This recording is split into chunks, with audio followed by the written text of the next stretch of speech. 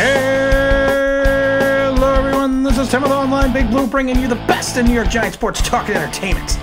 I was thinking about something today, and that's usually a dangerous thing, and one of the things I was thinking about is our coaching staff.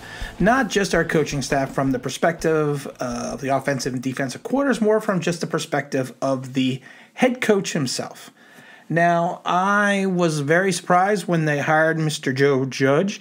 Anyone that says they weren't surprised is probably lying, because of the fact that the Giants has always been considered a premier job, even though the last two coaches do not exemplify that. So I was thinking to myself, yes, we took a gamble on Joe Judge. We took a gamble on the Bill Belichick coaching tree. And honestly, if you take a look at the Bill Belichick disciples, they have not really succeeded in many regards in the NFL. A lot of them are total failures. And it's interesting that if you take a look at the Parcells tree, you know, and not going through all the Parcells coaches, because we've done that once before, but if you just take a look at the coaches that have won Super Bowls, of course you have Belichick, you have Sean Payton, you have Tom Coughlin. I mean, you look at the Belichick coaching tree, there's not many playoff wins. Now, I'm not going to get into his tenure in Cleveland because he produced some actually good college coaches while he was working in Cleveland. One of them, of course, is going to be Nick Saban, and I believe also Pat Hill was on his staff in Cleveland. The guy that the current coach, University of Iowa. I cannot remember his name. I know it's Kurt something. I can't remember his full name. He was on that staff in Cleveland. But we want to really look more into the pro careers, and we want to look at the New England coaching tree. Now, the first stop in the New England coaching tree is going to be Bill O'Brien. He is the longest tenured head coach of the Belichick tree. He took the job in Texans with 2014. He was under Belichick from 2007 to 11. He was a jack of all trades, let's say, for Belichick, and he was promoted to the offensive coordinator in 2011, his final year with the organization, before he took the job over at Penn State. Now, O'Brien current record is 54-47. He is 42-44 in the regular season and 2-3 in the playoffs. And it's interesting because with the Texans, O'Brien, he always seems to be somewhat on the hot seat. He always seems to be one bad game away from being fired. So I don't know how I don't know how long he is going to hold on to his tenure in Texas. So I'm not going to say he's not an incomplete, but he's a meh head coach. He's got more of a quarterback, than anything else. And he's probably, he's Deshaun Watson. You're trying to take more credit for the quarterback than anything else when he is an old world talent. So, I mean, even with that talent, he seems like he can't win in the playoffs. 2-3 in the playoffs is not a fantastic record since you've been there since 2014. Next on the list, of course, is going to be Matt Patricia. Matt Patricia was with the Patriots going back to 2004. He kind of rose to the ranks on the defensive side of the ball, and then he was a defensive coordinator from 2012 to 17. He took over the Detroit Lions job in 2018. He even beat Belichick. I remember that in Week 3 in his first year. But he's kind of on the outs already in Detroit after 2 seasons. He's got a 9-22-1 record. I mean, I actually wanted Matt for the Giant job. I thought he was going to be a lot better than Pat Shurmur, but honestly, the way things are going in Detroit, that might not be the case. He again might just be he could also just be the wrong coach for the wrong team. But after his 6-10 season that first year in Detroit, I thought there was going to be a progression, except then he went 3-12-1. And if everybody remembers 3-12-1, that is Parcells' first season with the Giants in '83. The 3-12-1 season almost got him fired. I would be shocked that if Patricia has a bad start or a bad 8 games, that he is still with the team. And then we go down and break it out to Brian Flores. Brian Flores was with the Patriots, I believe, for quite an extended period of time. He really put in his dues. I mean, it's interesting because of the fact that Miami is devoid of talent, or was devoid of talent, and actually he had a 5-11 team, and he had 3 wins in the month of December, and he even had a win over Belichick. So, but what is that going to translate into? We don't know. We're going to have to wait and see in this season. So, out of the 3 current Belichick disciples, I would say in some ways all 3 are currently on the hot seat. I mean, I don't think that anyone has a firm footing on terra firma, right at this point in time, which could be interesting to see what happens in the middle of the season. Now, if we go back and look at some of the Belichick duds, Romeo Crennel. Romeo, of course, had the jobs over in Cleveland from 2005 to 8. Well, you know what? It's Cleveland. He had a 24-40 record in Cleveland and didn't make the playoffs in 5 seasons, and of course they fired him. You could say it's just because it's Cleveland, or because it's, he was just, again, he was the wrong coach at the wrong time for the wrong team.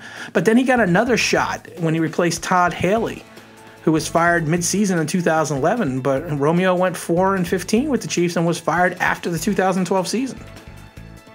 He was a guy that was with Belichick going all the way back to the Giant days, even with the Jets. I mean, so he was on the Parcells staff. So, to me, that's kind of a, again, that's kind of a dud. And then we go into even the more of the duds, or I should say the dead fruit. Eric Mangini. Eric Mangini, of course, was the head coach of the Jets from 2006 to 2008. He coached the Cleveland Browns from 9 to 11. It's funny that all the Belichick disciples seem to go to Cleveland after Belichick went to Cleveland. He was with Belichick through the Jet days and the New England from 2000 to 2005. Mangini was the boy genius. He had that wonderful first season for the New York Jets when he went 10-6. And highlighted by a regular season win over Belichick. And then in his final 5 seasons, he went 23-41. I mean, we haven't seen him or heard from him ever since. He's done some work on some networks, but he's kind of fallen off the map. And then we go to Josh McDaniels. It's McDaniels, not McDonald's. These rhymes are Daryl's and the burgers are Ronald's. Oh, Josh. He another wonderkin, another boy genius with the Patriots and Belichick from 2001 to 8, then 2012 to the present. I mean, he basically grew up under Belichick. He left and took the the Denver job, where he, posted an 11-20 record and was fired mid-season under some controversial circumstances. But and again, he had the whole Tebow fiasco added to his resume. So you think to yourself, okay. And then he goes back, of course, to New England. And then after 2018, he agrees to take the job in Indianapolis. But then kind of says, no, I'm going to stay, here and hopefully let Belichick retire. And I'm going to be the heir apparent to the Patriots. He was probably thinking he was going to be the heir apparent with Tom Brady. Yeah, we know that ain't going to happen. Hopefully Cam Newton can save him and save Belichick. Belichick doesn't need to be saved. I was just joking about that. Belichick is Belichick. But I would say that his tenure in the NFL, as a head coach was kind of a dud. So, I'm not really seeing it. And then you can even go back to Al Groh. Al Groh was, with the Belichick We're going to just call him the Belichick. He was with Bill, of course, with the Giants staff. He took over for Belichick when he spurned the Jets and went 9-7. And then, the rest kind of is history in there. But like I said, even he is not what I would refer to as a I wouldn't refer to him as a win either. The only player that we kind of forgot about, not really. He was a Belichick player. He was not a he was not an assistant. That's Mike Vrabel. He was with the Patriots for years. He was hired by Tennessee in 2018. He's been pretty successful. He actually booted New England out of the playoffs. He kind of showed a little bit of shrewd Belichickian clock management that year. And it was his first postseason win. He's got a coaching record of 19-14. So, he actually could be considered potentially oh, wait a minute, there goes the music. Oh, I hate when that happens. And again, this is Tim with Online Big Blue, and we're not done yet. We're going to turn that music down. I hate when that happens. That happens now like 3 times now. But just going back over to Mike Vrabel. Mike Vrabel, he's not really on the Belichick coaching tree only because of the fact that he was a player. But he has been successful in Tennessee, so we never know what's going to go on with that as well. So I'm not saying that Mr. Judge is going to be another Belichick dud, but if you take a look at his track record and his history, it does not look good. And if you really want to even go back to the Cleveland days, we could break it down with Jim Schwartz, who was with Detroit from 2009 to 13. He went 29-51 with 0-1 in the playoffs. So there is not a lot of success right now on the Belichick tree. I think Vrabel right now is the only person, and again, he did not work with Belichick as a coach. He was a player. But I think that right now, Vrabel's the only one off that tree that's still hanging on the fruit. I think, like I said, OBrien, Patricia, they're kind of just hanging on right now.